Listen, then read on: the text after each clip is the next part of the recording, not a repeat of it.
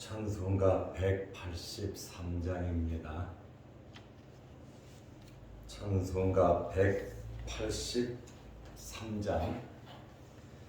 빈들의 마른 불같이 시들은 나의 영혼, 주님이 약속한 성령 간절히 기다리네. 가물음의 마른 땅에 단비를 내리시듯 성령의 단비를 부어 새 생명 주옵소서. 반가운 빗소리 들려 산천이 춤을 추네. 봄비로 내리는 성령 내게도 주옵소서. 가물음의 마른 땅에 단비를 내리시듯 성령의 단비를 부어 새 생명 주옵소서. 절 따라 우로를 내려 조목이 무성하니 갈급한 내 심령 위에 성령을 부으소서.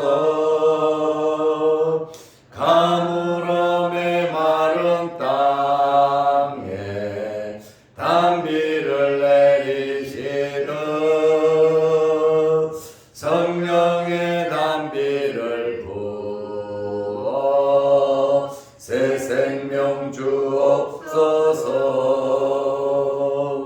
참되신 사랑의 언약 어길 수 있사오랴. 오늘의 up적한 은혜 주실 줄 믿습니다. 가물음의 마른 땅에 단비를 내리시듯 성령의 단비를 부어 새 생명 주옵소서.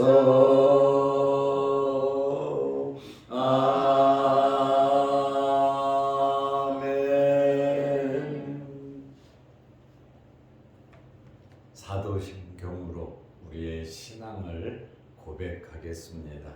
전능하사 천지를 만드신 하나님 아버지를 내가 믿사오며 그 외아들 우리 주 예수 그리스도를 믿사오니 이는 성령으로 잉태하사 동정녀 마리아에게 나시고 본디오 빌라도에게 고난을 받으사 십자가에 못 박혀 죽으시고 장사한 지 사흘 만에 죽은 자 가운데서 다시 살아나시며 하늘에 오르사 전능하신 하나님 우편에 앉아 계시다가 저리로서 산자와 죽은 자를 심판하러 오시리라. 성령을 믿사오며 거룩한 공예와 성도가 서로 교통하는 것과 죄를 사하여 주시는 것과 몸이 다시 사는 것과 영원히 사는 것을 믿사옵나이다. 아멘.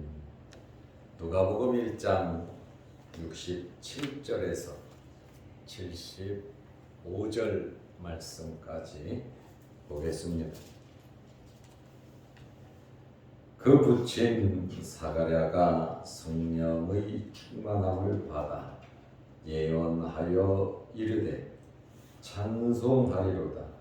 주 이스라엘의 하나님이여 그 백성을 돌보사 속량하시며 우리를 위하여 구원의 뿔을 그 종 다윗의 집에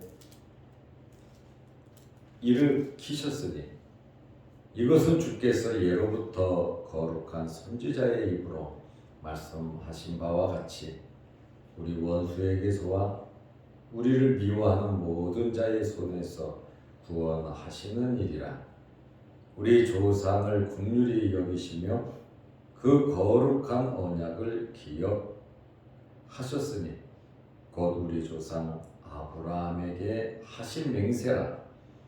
우리가 원수의 손에서 건지심을 받고 종신토록 주의 앞에서 성결과 의로 두려움이 없이 섬기게 하리라 하셨도다. 아멘. 75절 말씀까지 보았습니다. 오늘 본문 말씀은 세례 요한의 아버지 사가랴가 메시아에 대해서, 예수 그리스도에 대해서 예언하는 그러한 내용입니다. 무엇보다 먼저 세례 요한의 아버지 사가랴가 성령의 충만함을 받았습니다. 사가랴면 성령의 충만함을 받는 것이 아니라 저와 여러분도 성령의 충만함을 받습니다. 그래서 사도 바울은 너희는 성령의 충만함을 받으라고 우리에게 말씀하고 있습니다.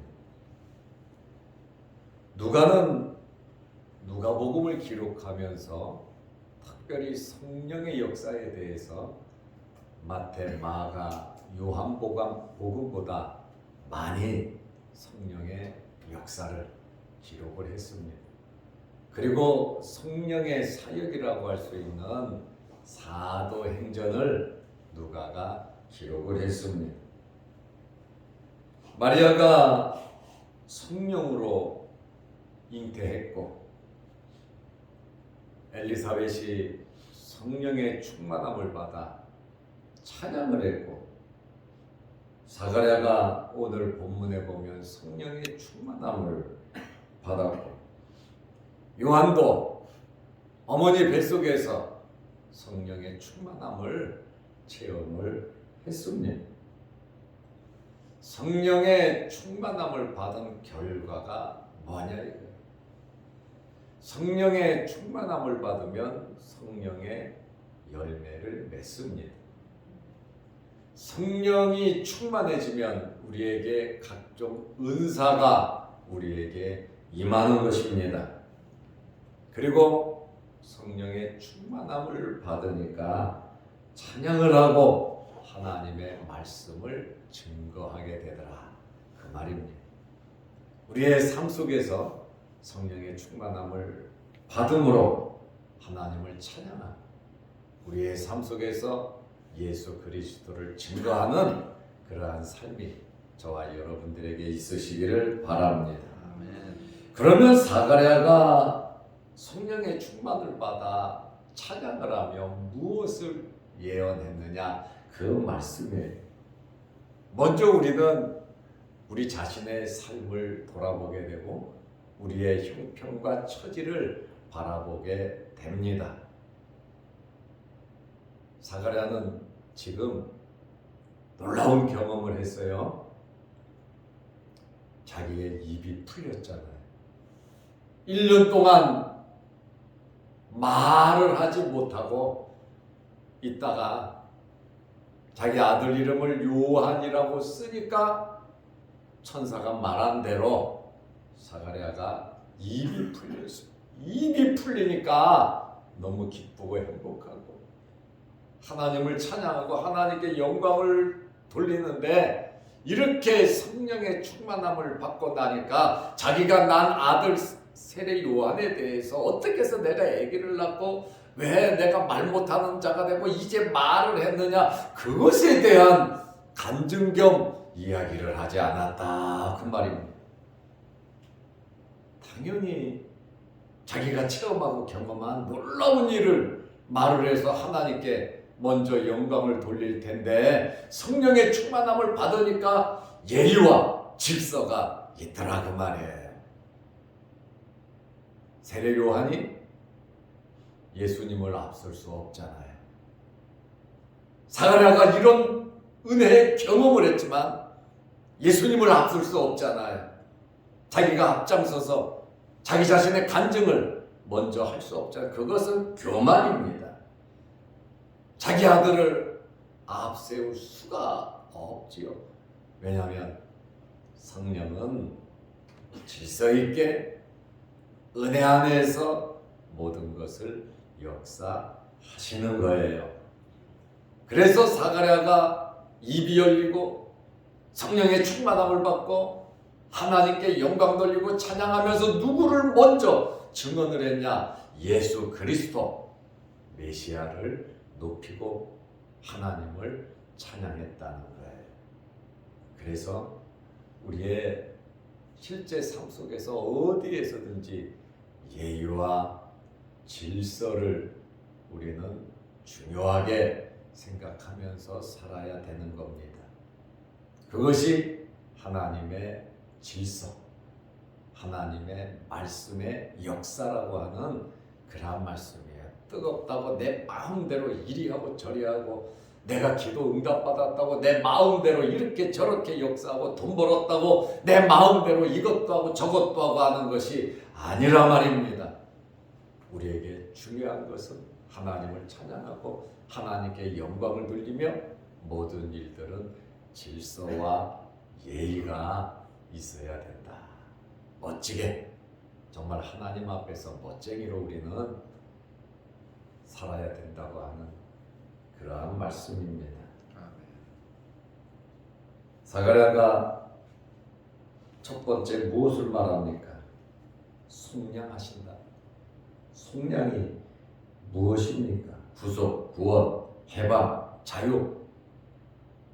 메시아가 옴으로 말미암아 이 메시아가 십자가에서 우리의 죄를 위해 죽으심으로 대신 속량, 대신 우리의 죄값을 그분이 다 감당하고 죄의 문제를 해결하시고 우리를 구원하실 것을 먼저 단도직입적으로 먼저 찬양을 한단 말이죠. 예수님께서 이 땅에 오신 목적이잖아요.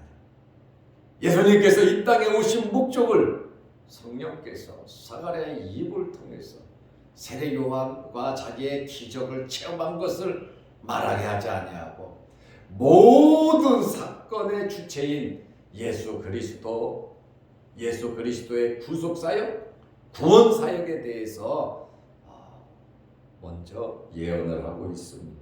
68절에 찬송하리로다. 하나님을 찬송한다는 거예요. 율로게토스라는 단어인데, 하나님께서 이 단어를 쓰실 때에는 사람들에게 너희는 복되다, 복이 있다 라고 말씀을 하실 때 이 율로게토스라고 하는 말을 쓰고, 사람이 사용할 때 하나님께 대하여 찬송할 때 율로게토스라고 하는 이 단어를 쓴단 말이죠. 하나님께서 말씀하실 때는 복을 베푸실 때, 사람이 하나님께 사용된 단어로 쓸 때는 하나님을 찬송 찬양할 때 쓰는 단어입니다. 주 이스라엘의 하나님이여. 지금 누구를 찬송합니까? 주 이스라엘의 하나님이여. 그 백성을 돌보사. 하나님께서 주권적으로 개입하셔서 그 백성을 돌보시는 것을 의미합니다. 찬송하리로다. 누구를? 주 이스라엘의 하나님.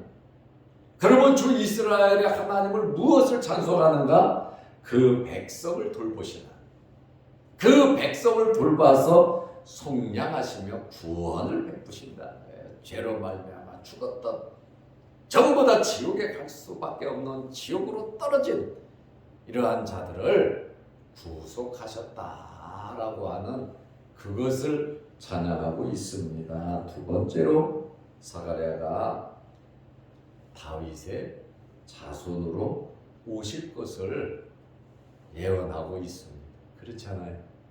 지금 딱 두 절만 봐도 사가랴가 입이 풀렸는데 사람들은 전부 다 놀라 기절하고 자빠질 정도인데 자기 체험, 자기 간증을 이야기하지 아니하고 성령의 충만함을 받으니까 하나님께서 주의 백성들을 속량하신다. 메시아가 와서 십자가 질 것을 이야기를 하고 다윗의 자손으로 오실 것이다. 누가복음 1장 69절에 우리를 위하여 구원의 뿔을 그 종 다윗의 집에 일으키셨으니 구원의 뿔을 하나님의 종 다윗의 집에, 다윗의 자손으로, 다윗의 가문에, 다윗의 그 왕권을 이어받을 수 있도록 메시아를 다윗의 후손으로 보낼 것을 예언하고 있어요. 그런데 지금 마리아의 뱃속에 있잖아요. 성령으로 잉태되어 있잖아요. 이 뿔이라고 하는 것은 능력과 힘을 상징한다는 거예요. 이스라엘에서 뿔 가진 짐승을 판단할 때 아주 강력한 힘이 있는 짐승으로 인정합니다. 그 뿔은 힘과 능력을 상징한단 말이죠. 그런데 이 구원의 뿔을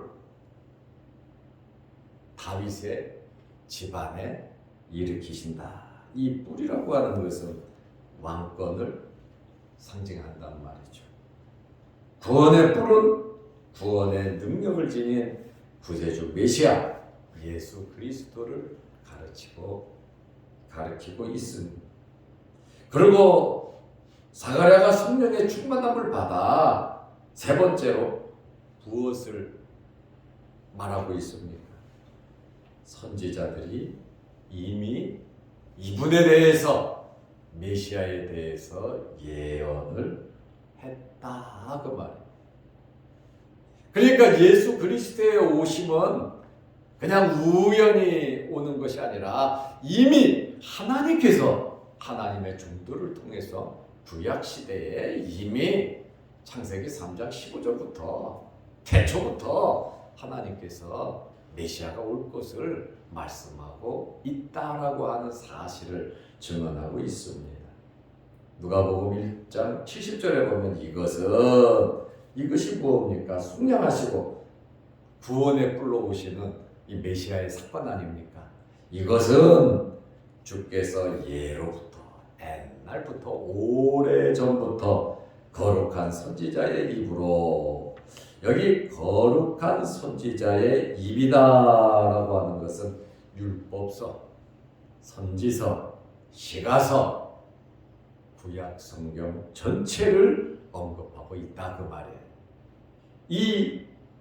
이것은 거룩한 선지자의 입으로 말씀한 바와 같이 이미 성경에, 구약 성경에 예언된 것처럼 메시아는 오시는 것이다 라고 하는 이 사실을 사가랴가 성령의 감동으로 이야기를 하고, 네 번째로 메시아는 첫 번째 말씀드린 것처럼 구체적으로 구원해 주시는데 어디에서 구원해 주시는가를 분명하게 말을 하고 있어요. 누가복음 1장 71절에 우리 원수에게서, 우리 원수, 그리고 우리를 미워하는 모든 자의 손에서 구원하시는 일이라. 메시아가 오면 우리를 구원하는데 누구에게서? 우리 원수에게서, 우리를 미워하는 자에게서. 예수님께서도 말씀하셨잖아요. 세상이 너희를 미워하면 이상히 여기지 말라. 너희를 미워하는 것이 아니라 나를 미워하기 때문에 너희를 미워하는 것이다. 그리고 많은 박해와 고난을 받을 것을 말씀하셨잖아요. 우리는 이러한 원수와 우리를 미워하는 자, 특별히 마귀, 사탄이죠. 또 그의 세력들, 적개심이 있고 미워하는 자, 하나님의 섭리를 회방하는 사탄의 모든 세력의 손에서 예수 그리스도께서 구원하실 것을 지금 사가랴가 예언을 하는데 얼마나 놀라운 예언입니까? 그러니까 성령을 통해서 구약 전 역사의 예언과 이제 앞으로 이루어질 신약 시대의 모든 이 메시아의 사역을 성령을 통해서 이렇게 사가랴가 예언을 하고 있다라고 하는 그러한 말씀입니다. 그러나 이러한 이 모든 일은 이미 구약 언약으로 이루어진 것이고 아브라함을 통해서 한 맹세가 이루어지는 것이다. 아브라함 언약이 지금 예수 그리스도의 탄생을 통해서 이루어진다는 거예요. 창세기 22장 16절에서 18절 말씀이죠. 하나님께서는 어제 산부 예배 때 말씀드린 것처럼 어떤 하나님이신가요? 길갈에서 복임으로 올라와서 여호와의 사자가 말하잖아요. 내가 네 번이나 말하면서 나는 영원히 변치 않는 언약을 지키는 하나님이라고 말씀하시잖아요. 하나님께서는 하나님의 말씀을 그대로 이루어 주시는 분이에요. 1000년이 지나도 2000년이 지나도 사람이 죽고 또 죽고 이 세상에 없다 하더라도 하나님께서 하신 말씀은 꼭 이루시는 분이시다 그 말입니다. 우리 사람은 한계가 있고 유한하기 때문에 많은 제약을 받습니다. 그리고 우리 스스로도 잊어먹기도 합니다. 그러나 하나님은 말씀하신 이 말씀을 영원히 기억하시고 그대로 이루시는 하나님이세요. 그래서 구약 아담부터 해서 4000년 역사에서 하나님께서 메시아 예수 그리스도를 성령으로 잉태돼서 마리아에게 태어나서 구속의 사역, 구원의 사역 3일 만에 부활하시고 승천하시고 이제 예수님께서는 재림을 기다리고 계신다고 하는 그런 말씀이에요. 언약은 하나님과 우리와 맺은 거잖아요. 아브라함에게 언약하신 하나님께서 그 거룩한 언약을 기억하셨으니 하나님께서 기억하셨다. 우리 조상을 긍휼히 여기시며 72절 조상들이 얼마나 죄를 지었습니까? 하나님의 마음을 얼마나 아프게 했습니까? 독생자까지 찢어 잡아 죽이지 않았습니까? 그럼에도 불구하고 우리 조상을 긍휼히 여기시며 그 거룩한 언약을 기억하셨으니 곧 우리 조상 아브라함에게 하신 맹세라. 이렇게 하나님의 말씀 그대로 이루어지는데 성령께서 어제 말씀드린 사사기 2장 1절에서 5절 말씀하고도 다 똑같잖아요. 다 성경이 연결되어 있잖아요. 왜냐하면 성령께서 역사하시기 때문에 그런 것입니다. 결론으로 말씀드립니다. 누가복음 1장 74절에 우리가 원수의 손에서 건지심을 받고 원수는 누굽니까? 71절에 우리 원수에게서 와 그랬잖아요.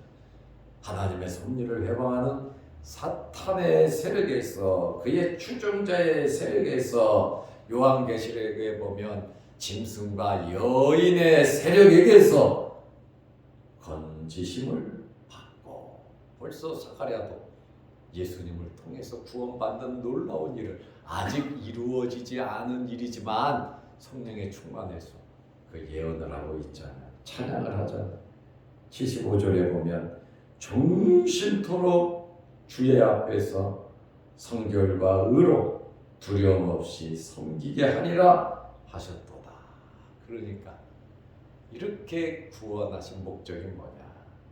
중심토록 섬기라고 하는 예배드리라는 말입니다. 그 말씀대로 살으라는 거예요. 소극적인 의미로는 두려움 없이 하나님을 섬기는 거예요.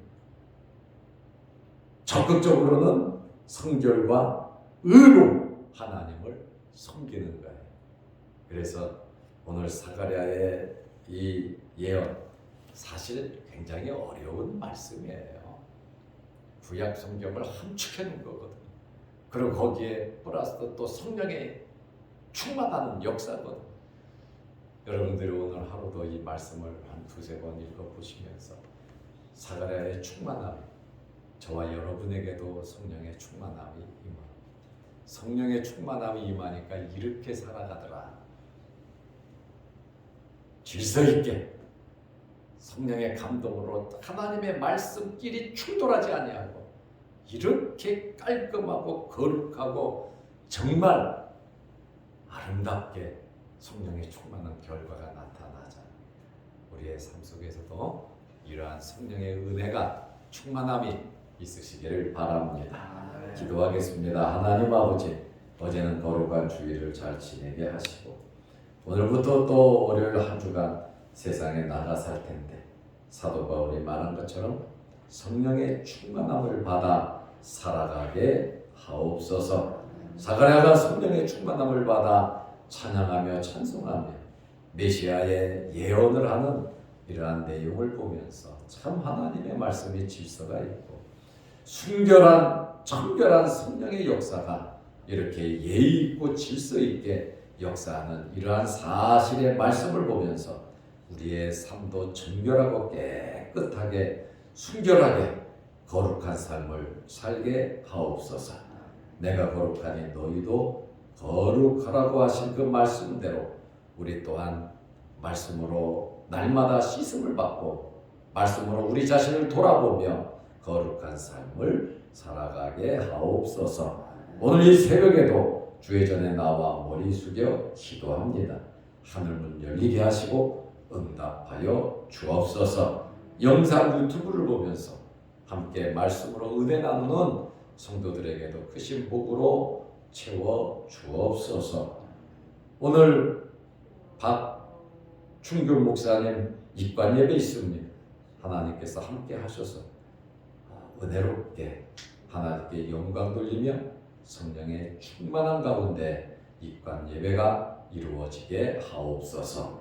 예수님의 이름으로 기도드리옵나이다. 아멘. 하늘에 계신 우리 아버지여, 이름이 거룩히 여김을 받으시오며 나라 임하옵시며 뜻이 하늘에서 이룬 것 같이 땅에서도 이루어지이다.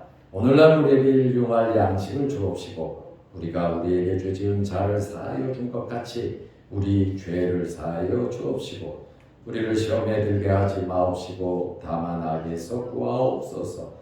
대개 나라와 권세와 영광의 아버지께 영원히 싸움나이다. 아멘. 자유롭게 기도하시기 바랍니다.